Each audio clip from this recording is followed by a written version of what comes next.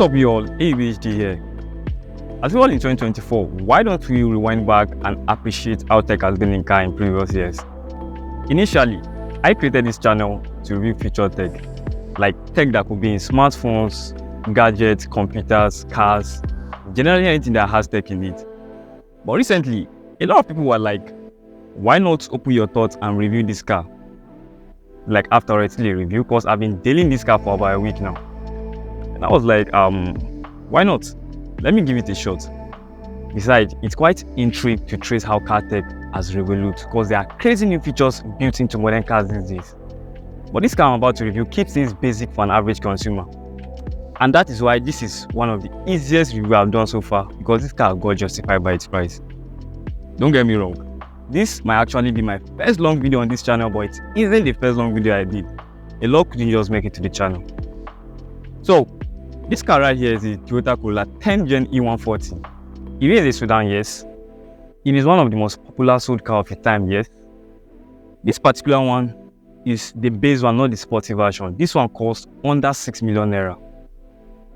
And I don't know, it's quite funny to say this, but this car right here looking still a statement like, you don't have to sacrifice style over sustainability. And I get it now. One of the most biggest selling points of the Corolla has always been its reliability. You often hear a story of this car racking up hundreds of thousands of miles with minimal issue. And that is a testament to Toyota's engineering and why so many people come back to this model because of three things. It is practical, reliable, and economical. So solid.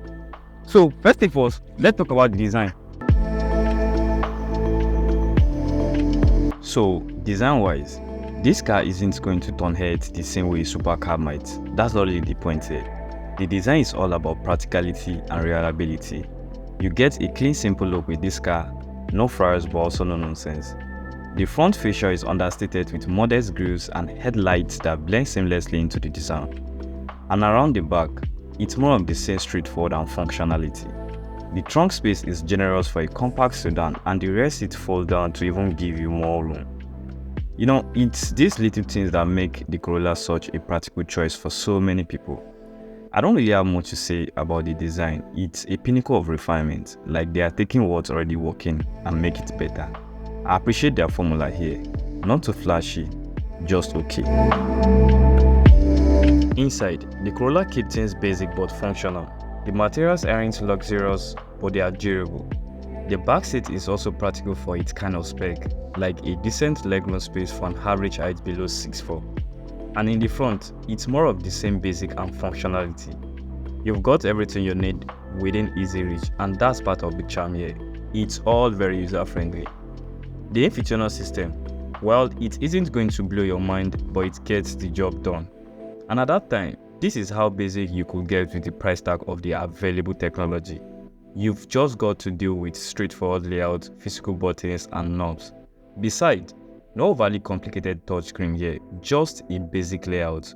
No Android Auto, no Apple CarPlay, just a basic layout. And that leads us to the segue of its performance. On the road, this Corolla drives exactly how you did expect.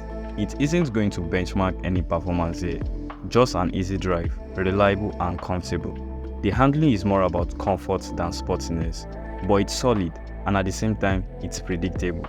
The engine option ranging from 1.8 litre 4-cylinder, a 5 automatic gearbox transmission which does 0 to 60 under 10 seconds, and a total speed of 240 km per hour.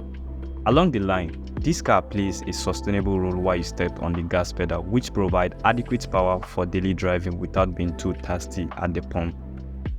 And it does everything seamlessly, no hard shifts, just easy drive. And that brings us to the verdict. So, I'll try and keep it concise here. I think Toyota accomplished their desire by playing it safe with this car. As I tried poking out its weaknesses, then I got justified by its price. This car isn't trying to compete with cars like Audi or BMW or Mercedes of the world. It is trying to balance it up with not cutting up to its edges to its trustees customer. Like, it does three things well. It is practical, reliable, and economical. So that's pretty much everything. Do you own one? What are your thoughts? Let me know in the comment section below, and don't forget to like and subscribe for more. catch you up in the next one. Peace.